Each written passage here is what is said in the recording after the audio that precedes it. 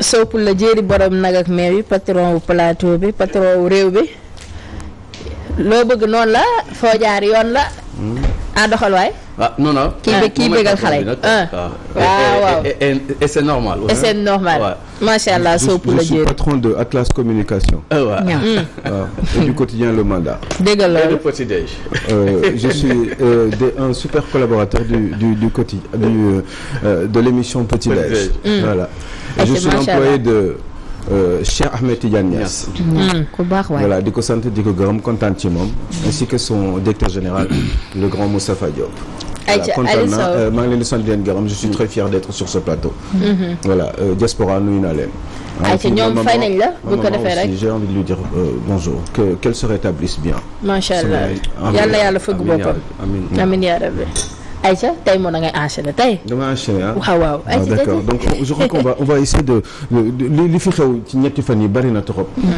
on va principalement parler aujourd'hui de politique et de transhumance. élection démocratie transhumance. transhumance su Medina bee ci dàq. démocratie élection transhumance. qu'est-ce que c'est qu'une démocratie. lan mooy démocratie ci réew. lan moo tax ñu ne dëkk bi c'est un pays démocratique. la démocratie démocratie cratie pouvoir démo le peuple donc le pouvoir du peuple le pouvoir du peuple le pouvoir donc par le peuple et pour le peuple maanaam pouvoir bi peuple bi moo ko moom et pour ñoom ñoo tax pouvoir bi nekk fi kon une démocratie bu moo ko maa ngi leen di wax ni mais maa ngi réfléchir nan lañ koy waxee ci olof pour ñi ñuy déglu lu tax ñuy wax démocratie dans un pays mooy dëkk bi peuple bi dëkk ñi fa dëkk ñoom ñoo moom doole ji ñoom ñoo am doole bi mais doole boobu ñu am c'est à travers une représentation ce qu'on appelle un système de représentation maanaam peuple bi moom pouvoir bi daf ko jël dénkaane ko ay nit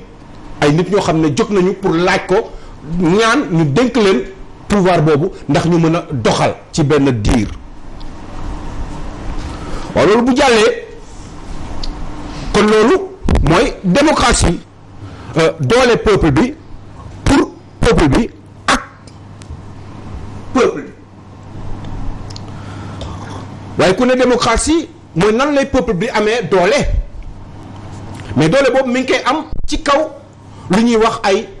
élection législative élection présidentielle élection territoriale locale etc. élection yooyu moo tax peuple bi di dénkaane benn pàcc bi mu am ci pouvoir bi selon que ci biir gox la wala pour ay député la ci assemblée nationale pour voter ay loi di contrôler gouvernement wala pour jiital benn nit mu doon président de la république pour muy doxal selon ni ñu tënkee constitution réew mi comme au Sénégal mais nañu ku ñu fal yaay président de la république yaay gouverner yaay déterminer dëkk bi nu mu war a doxee ci juróomi at yow la ñu wóolu yow maxu le président de la république pour nga jiital pour nga organiser réew mi doxal ko pour benn diir moom la ñuy wax le mandat waaye bi nga nee dañ la jiital pour nga doxal dafa am nuñ la wax ni ngay doxalee ñu bind ko ba mu leer naññ mooy charte constitutionnelle ba nga ne d'accord nga pour doxalee ko ba nga ne d'accord nga pour doxalee ko donc nga war a doxal waaye booy doxal da ngay profité ci loolu ñu la jox doole boobu ñu la jox pour doxal ko waaye comme nit nga te des fois ñun ñëpp dañu am un côté égoïste égocentrique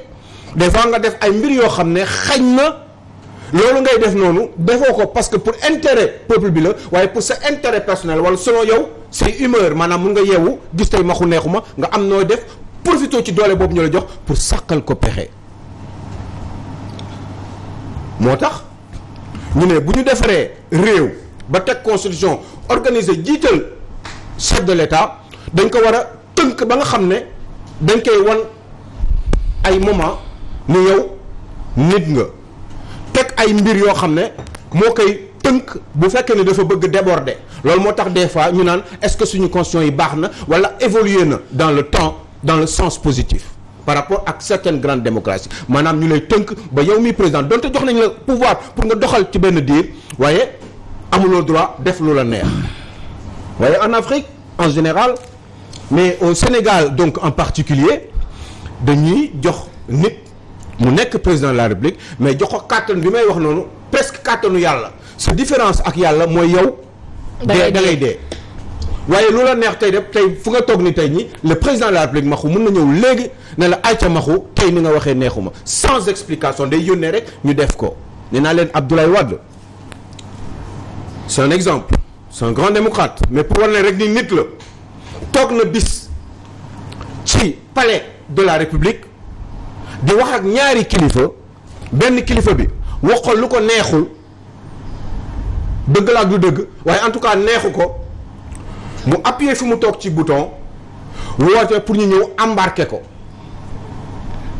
jour boobu kilifa bi da doon lox ñu menacé ko ba muy xalaat sax moom ni war na mën a xëj na génn réew mi ndax jour boobu merloo na kilifa gi président de la République kon kooku nekkatul président tey xam ngeen ni jotaay boobu bu amaatoon tey ji nii kon du doon benn ndax lox yooyu kilifa bi loxoon jour boobu ndax président de la République moo ko doxalee moo ko defee noonu moo am attitude boobu ci moom tey bu toogaatee woon moom du am noonu parce que dootul président de la République kon le problème c'est l'institution présidentielle qu'on doit encadrer d'une certaine manière ba nga xam ni doo mën a ñeme di def lu la neex ndax président de la République du Sénégal li mu ñeme def ci citoyen bi loolu président des États-Unis d'Amérique ou président de la République française ñemewu ko def kon bu ñu waree xoolaat di lijjanti dañu war a xool comment doit être organisé le fonctionnement constitutionnel de ce pays te ñu xalaat ni constitution maanaam je ma koy wooyee man mooy colonne vertébrale u réew xam nga ñun ñëpp dañu toog parce que dañu toog bu ñu yeexee léegi ñu jóg taxaw ci kàttanu yàlla parce que tout simplement on a une colonne vertébrale qui fonctionne très bien en tout cas normalement kon constitution boo xam ne dafa am colonne vertébrale amul colonne vertébrale bu taxaw constitution boobu day sëngeem toujours maanaam day tëdd du taxaw te constitution lu muy gën a taxaw di jub xocc muy gën a baax te muy gën a am sens par rapport à l'organisation et le développement du pays bi ma doon wax loolu ak suñu mbokk sénégalais yi c'était pour revenir sur une chose par rapport ak démocratie aussi ak une élection maanaam voter jóg nga ne tey jii ni man Maxu laay votel jóg nga ne tey jii man Fatima Sow laay votel ñu taxaw kii di xool Fatima Sow pour votel ko kii di xool pour Maxu kii di xool pour keneen pour votel ko waaw ana lu tax nit di choisir nit pour fal ko est-ce que daf koy choisir juste parce que nit ki daf ko neex wala doomu baayam la wala xaritu dëkkandoom la wala gorom la wala jarbaatam la wala est-ce que nit ki day voter pour nit ki kese parce que tout simplement il est bon pour ses propres intérêts maanaam kii li muy wax pour man mi nga xam ne man maa am pouvoir bi te dé war ko koo dénk bés bu mu ko dénkee dina def li nga xam ne moom moo ma neex man mooy dem ci man li si sama ngëneel man. et malheureusement Sénégal ñu bëri na la ñuy voté. c'est ça qui est terrible donc pour revenir et dire que ni ñun waxtaan ci suñu maturité démocratique ana lu tax suñuy démocratie maturul ba tey te ma koy wax chaque jour. parce que bu fekkoon ni dañ doon voté juste damay votel Maxu parce que Maxu xam naa ni bu ma ko votelee bés bu toogee ci béréb sàngam Maxu dina def liggéey bi mu war a liggéey te man dinaa ci gis sama bopp maanaam ngëneel boobu may wax ci man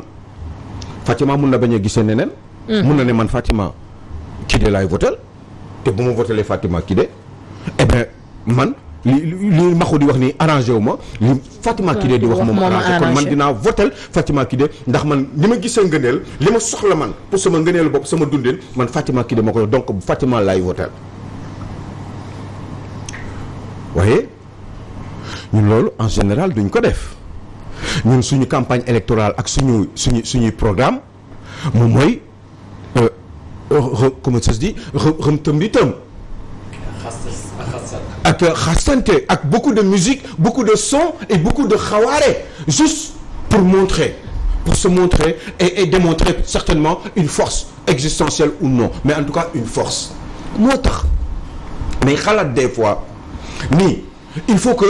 ñu jàngal africains yi sénégalais yi en général dans leur majorité li may wax ni ñu bari xam nañ ko. waaye c'est pas la majorité des sénégalais parce que bu doon majorité des sénégalais kon du ñu toll fii ngay choisir ni tey ëllëg mu décevoir la définitivement parce que en général ñun dafa yomb si ñun pour que un homme politique dise des mensonges ou sorte des mensonges ci nit maanaam mu kàcc à population am juste rek pour falu moo tax mu bëggoon ñëw ci mbir boo xam ne depuis ñaari fan ñetti fan mi ngi lëmbe réew mi maanaam le cas de la transhumance mais spécialement le cas de Bamba Fall. extraordinaire moom koy kaawam daf may. Moi je te vois sourire et je ne sais pas pourquoi tu souris. dina rëy daal tiit. mais au fait transhumance moo extraordinaire au fait on s'attendait pas à ça. Du coup transhumance Bamba Fall. Bamba Fall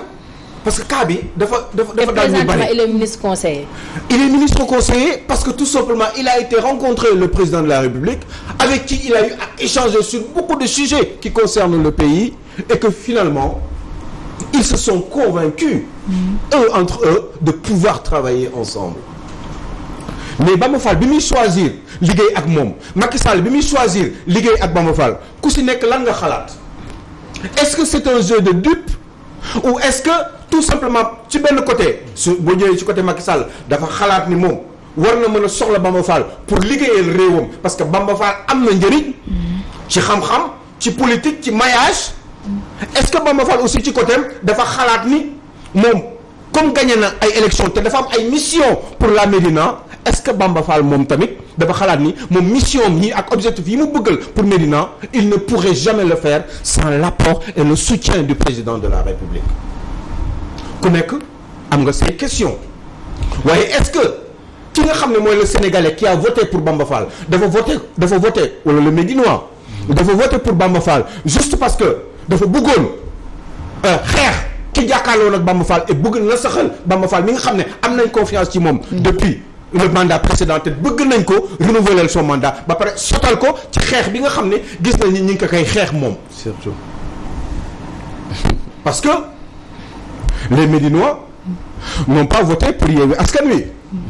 mais les Médinois non plus n'ont pas voté pour le Benno Bokk Yaakaar ils ont voté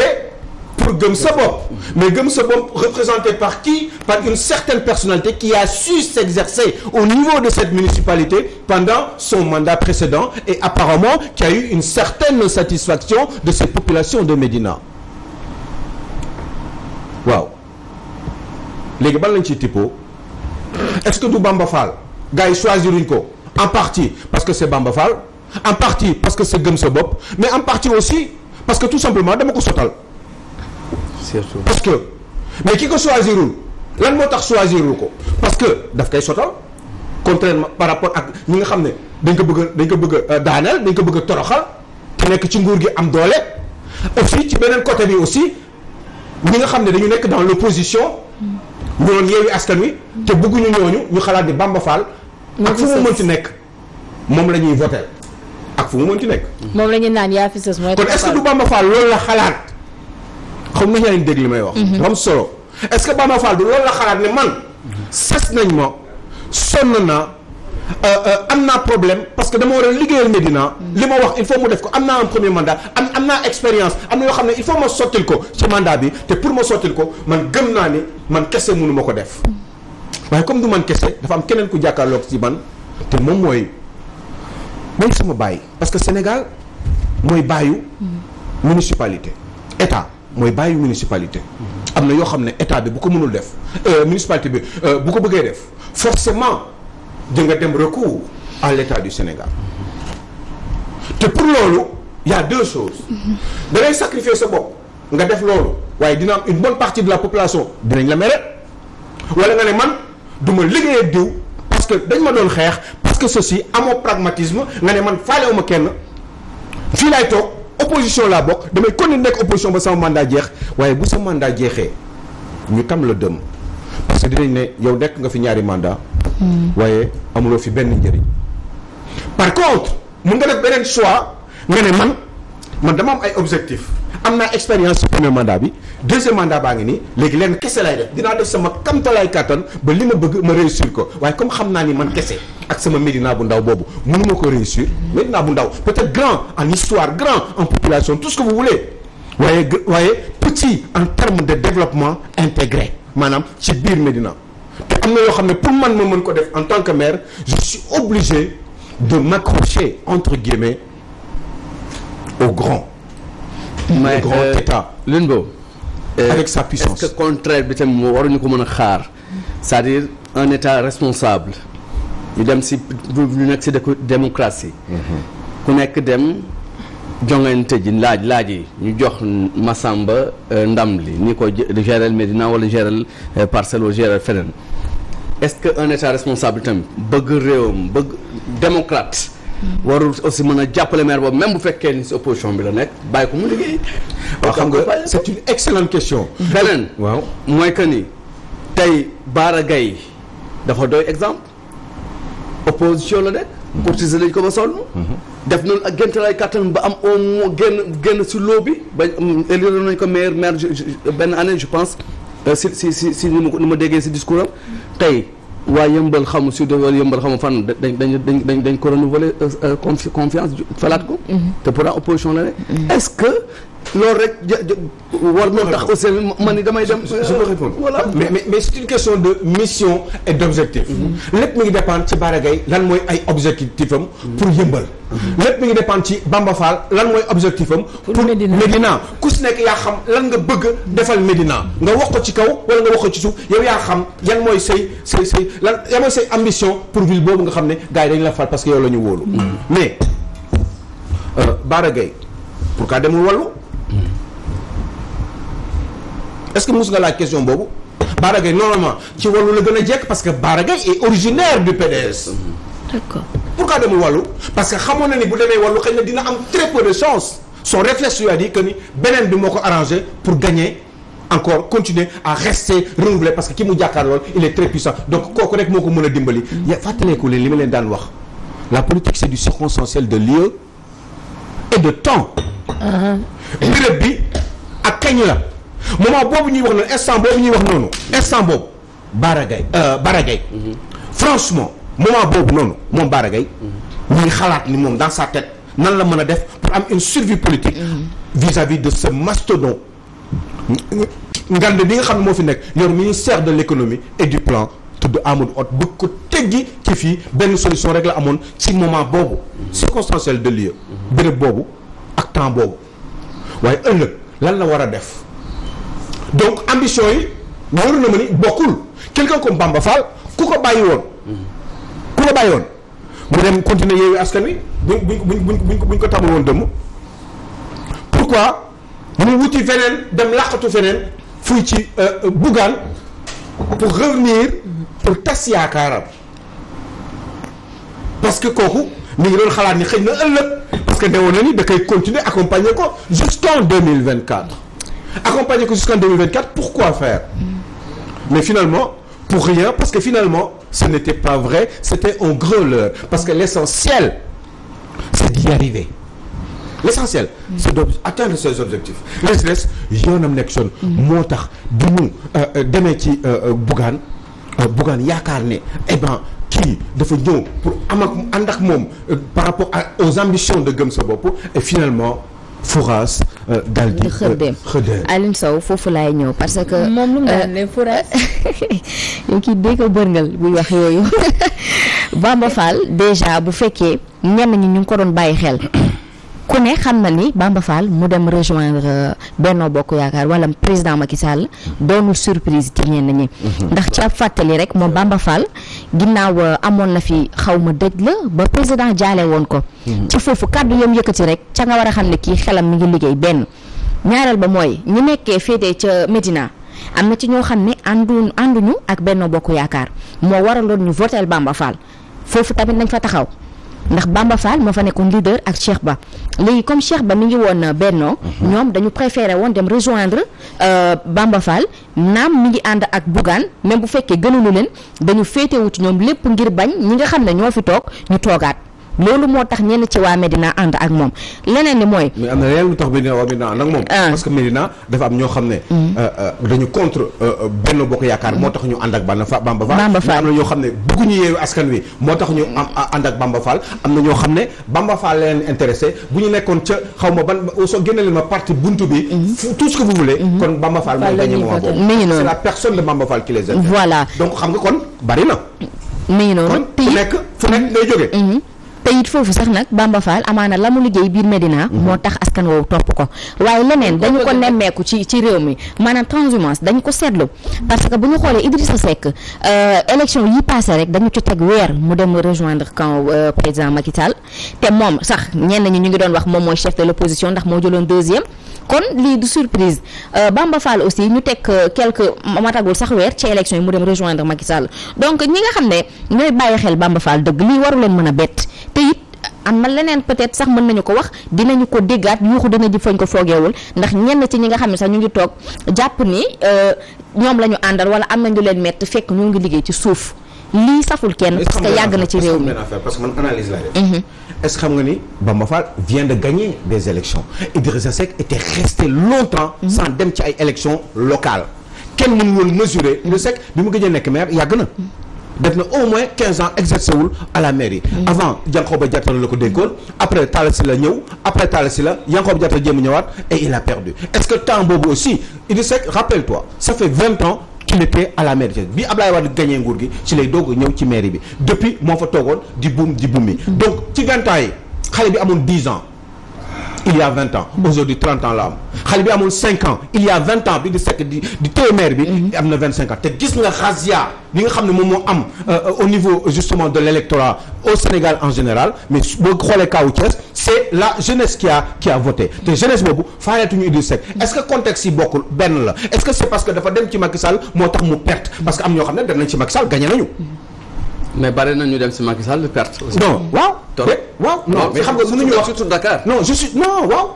absolument tout à fait Idrissa Seck moom doonu référence ci loolu parce que rukku Thiès yi sax mënutu koo gagné li ma expliqué mooy moo tax ma ne la mënu Bamba Fall différence mooy am pour man sama gis-gis mooy Bamba Fall mi ngi doog a ginnaaw bi ñu génnee ci élection gox-goxaat yi ba mi ngi doog a Idrissa Seck mi ngi doog Bamba Fall mi ngi doog a gagné élection yi comme mi ngi koy doog a gagné mun na affaire bi mun na wutee cas bi nga waroon joxe que exemple moom mooy bu gën a patent mooy kaaw Moussa Sy waaw boobu cas bu leer la parce que finalement Moussa Sy valsam yi mu daan def Moussa Sy a toujours joué dans des calculs et il a toujours eu à gagner waaye comme booy gagné di nax comme li olof di wax boo naxee ñëpp après tu te ku nax ñëpp après da ngay toog et bien loolu moom moo dal man si sama xalaat Moussa Sy ba pare li ko gën a rendi mooy la force justement électorale de Yewwi Askan Wi c'est différent parce que Yewwi Askan Wi a fait de la razzia dans les grandes agglomérations en général booy xool Ndakaaru booy xool Thiès booy xool justement finalement tu es en train de me perturber dans ce que je suis en train de faire alors fa la tolloon Ndakaaru boo xoolee Ndakaaru xool Thiès boo xoolee Ndakaaru boo xool Thiès yooyu moo fa dóor donc est-ce que du loolu moom moo yóbbaale ñu bari imaginez ki dóor Moussa Sy aux Parcelles Assainies kooku moom Yewwi ko yóbbaale mais moo tax ma ne la force électorale Yewwi boobu moo def la différence ce n'est pas forcément les gens des fois mun nga sax perte parce que tout simplement c'est l'autre qui était trop fort mais mun nga perte aussi parce que tout simplement dañ la mere mun nga perte aussi parce que les gens ne savent même pas qui tu es véritablement xam nga force Yewwi boobu doonu waaw peut-être Yewwi mën na fa sa aussi am na ñoo xam mën nañu voter Yewwi parce que dañu mere Moussa Sy parce que dañu mere peut-être Bande parce que dañu mere keneen pour man mere bi tamit mi ngi si c'est-à-dire tey comme ni nga wax noonu primo votant yi moo xale yi soogay màgg tamit d'accord c'est vrai que ñu Yewwi moom macha allah daf ci am lu takku mais bon en tout cas politique gu Sénégal moom. moo tax moo ko leen rek nii. moo tax ma wax ni des fois il faut qu'on fasse extrêmement wax rek mooy dëgg on dit jamais jamais. il faut jamais dire jamais. Ouais, mais surtout que des fois qu'en est-il du pragmatisme politique maanaam yow nga bëgg a réussir benn affaire amuloo choix. xamuloo nooy def parce que bu fekkoon ni présidence de la République. si un chef de l'État dans ses prérogatives amul doole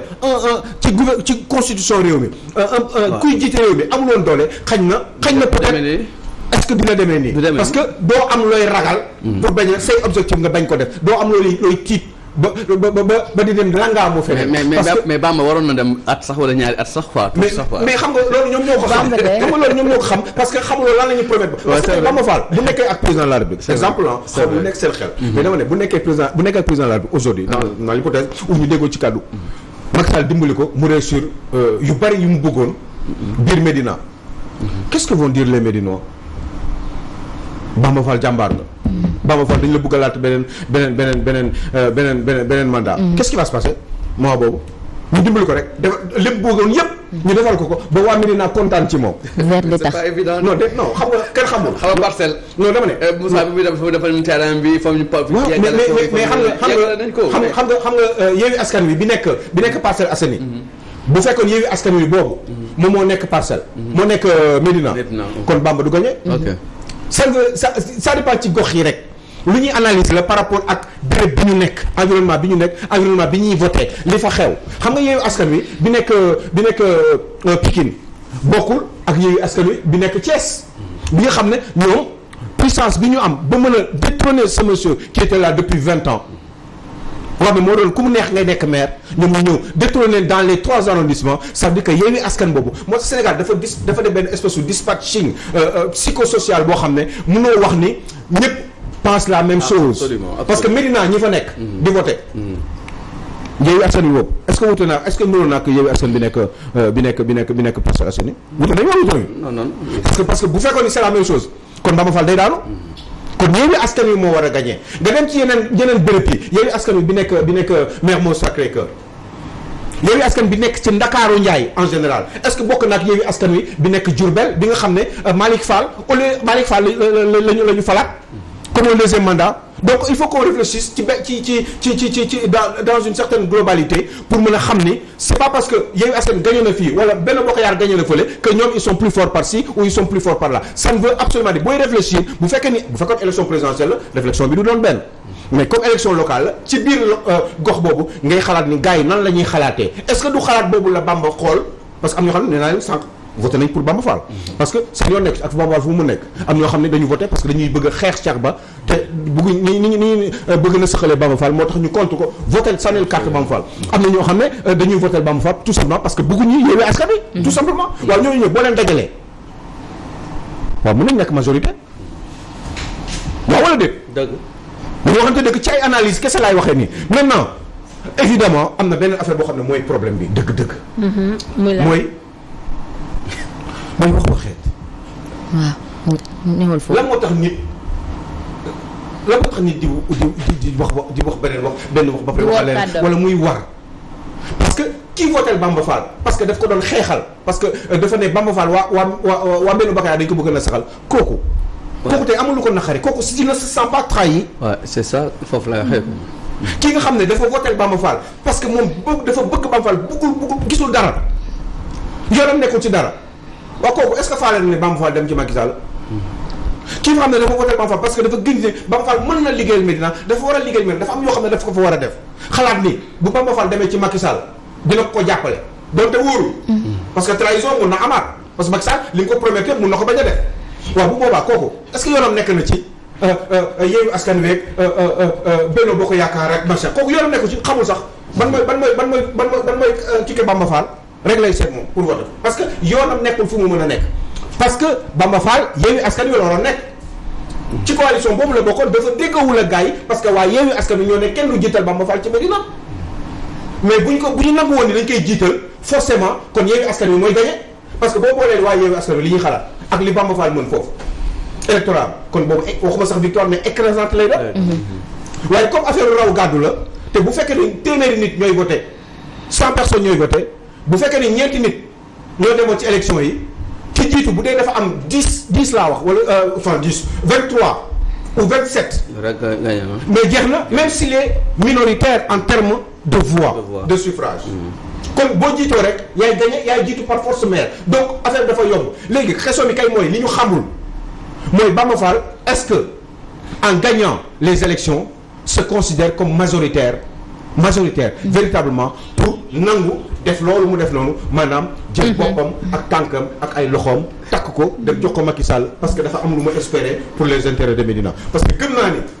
Bamba Fall bu ko defee defu ko pour moom kese. am na leneen lu tax mu def ko. courage jël sa kanam mu lan mu dëll mu dëll.